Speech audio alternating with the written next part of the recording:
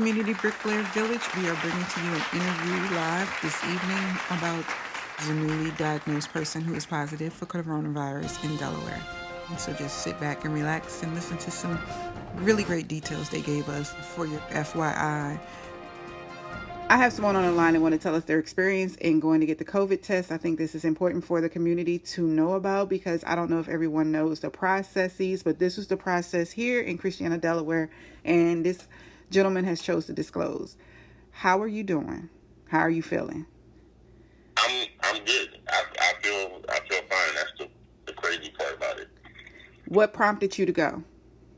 I was prompted to go because my brother had tested positive.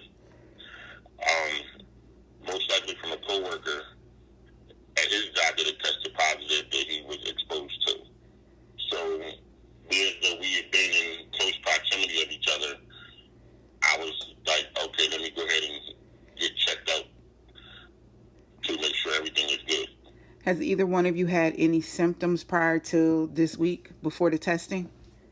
He had a fever like that lasted one night and diarrhea, I think. But other than that, he's been fine. I've been dealing with some shortness of breath, but that's been going on for a while. That's from a whole nother issue. But because of that, that was also what prompted me to want to go and find out what was going on, just in case. Never in a million years thought it was going to come back positive, but that's what declared that though. If you don't mind me asking, how old are you and how much do you weigh? I'm 45, I'm 6'3", and about 370. And how is your health typically? Are you typically healthy? Just a little bit of issues from time to time, or what? Typically, I'm fine. I mean, I quit smoking 3 months ago. Good. I haven't had a cigarette in 3 months. I was never a heavy smoker, but I was smoking for a while. But other than that, I might get sick once a year. Wow. I might get a little cold, and that's it. So this sounds like those asymptomatic type people that's maybe just carriers of the virus that is typically reporting that they're in good health for the most part. That's the scary part about it. I believe that's why it's been spreading as fast as it has, because if you're not experiencing any symptoms and you don't know anybody that's been tested as positive, why would you think, okay, I'm a carrier and go get tested? There's nothing wrong with me, so I'm good. And what happens as a result of that, in your opinion, when people think that they're good? Yeah, it's scary, because it's just like anything else. If somebody told you, you was dying, you're like, why would you say that? And I'm perfectly fine. Right. How quick was the process when you found out you were exposed to somebody? How quick was the call to get the test? Like, what was that process like? It was from the time I called my doctor, and I'll be honest, I lied to him a little bit, because I know that if you don't have certain symptoms, they won't give you a prescription to get the test done. It's almost like they don't want you to get tested. Wow. Right? So I lied, and I told him I was having shortness of breath and a fever, and because my job, I'm considered essential personnel. I'm a paratransit operator. All these things combined, I'm saying, okay, let's be better safe than sorry. But the whole process itself, from the time I talked to him, I called his office, I made an appointment, a tele appointment for 2 o'clock that afternoon. I called about 9:30 in the morning. The appointment was set for 2 o'clock that afternoon. They don't even do office visits now. Right? What he does is you get a video call from your doctor, and you tell him what's going on, and he'll tell you what to do. Wow. So during this time, he gave me the phone number to call to go get the test. I said, okay, so I called them. They told me that I had to have an electronic prescription from him when I come up there in order to get it done. So I got that done, went up the next morning,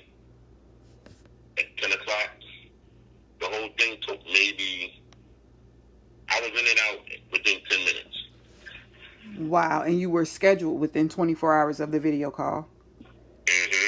From the time I went in, I showed them the prescription. They transferred it on to, they emailed it to themselves, so they had a copy. Then I filled out some papers, and then they checked my ID and my insurance card. And then he called me back into the little booths that they got set up. Take a Q-tip swab and they stick it up your nose. It's uncomfortable as hell. Wow. It's almost like you're touching the back of your brain. What? Or something, but they tell you just breathe through it. It lasts 3 seconds. Okay. So it's not unbearable. It ain't the end of the world. They do one, they do the other. All right, go home. Depending on how early you get up there, you might have your results the same day. I got mine the next day. How was that process? They tell you to go home and quarantine and wait for them to call? Nope. They just said go home and you'll get a call from your doctor, or you can check the portal. I've checked the portal. I still haven't heard from my doctor yet. What? So you checked the portal, it said positive results, and then what do they expect you to do from there? It didn't say. No services, no wraparound services, no follow-up plan in action. Nope. Now, from what I'm hearing is I'll be contacted by a COVID team through via text message and with different questions asking how you're doing, how your symptoms have progressed, and if they've gotten better. If you do have symptoms, they'll tell you what to do for that particular symptom. But other than that, it's just stay in the house and quarantine for 14 days. That's crazy to me. I don't understand why 14 days. I don't know what's supposed to happen after 14 days. Are you fine? Does it die? I don't know.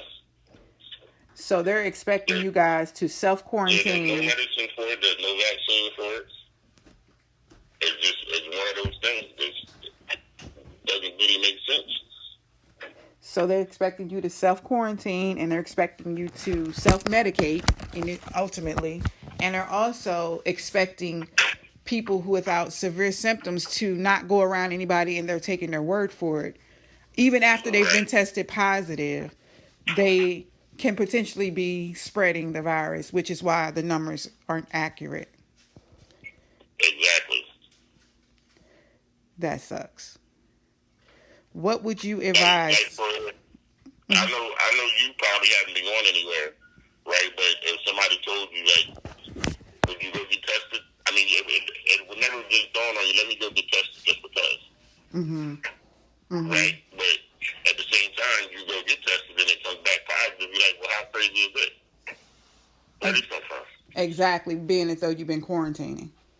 Right. Wow.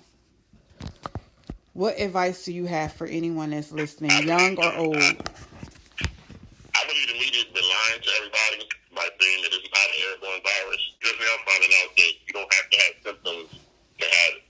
They just now let that be known. But I believe it's been known. They were just trying to probably avoid mass hysteria. That's the reason for the masks, for the social distancing.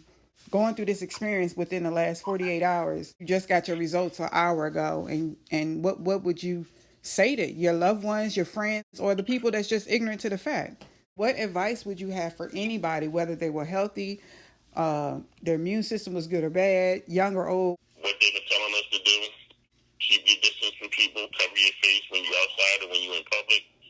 But if at all possible, just like HIV, you got to know your status. So you ain't going to know nothing wrong. So if you're going to get tested, get tested. That was a gem. And I know you said you work in the public. I know exactly what you do. So just imagine how many people were exposed to you and how many people you could have gotten it from, on a day-to-day, just finding out, Especially not knowing when you might have contracted it. That's the scary part, because I've had last weekend, the weekend before, I had both my daughters. Yeah, wow. Over here with me. How does this tree of notification go? I definitely let them know early, as soon as I found out. So now when the COVID team, I guess they're going to advise you those things, or you got to have some questions written down when they call you. Exactly.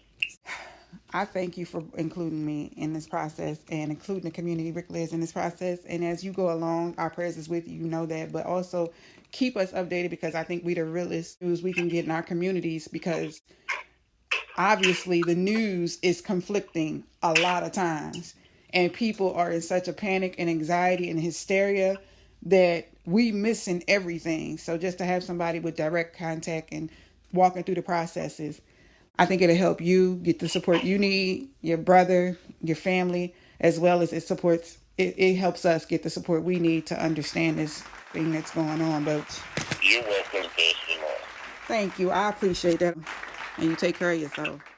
I will.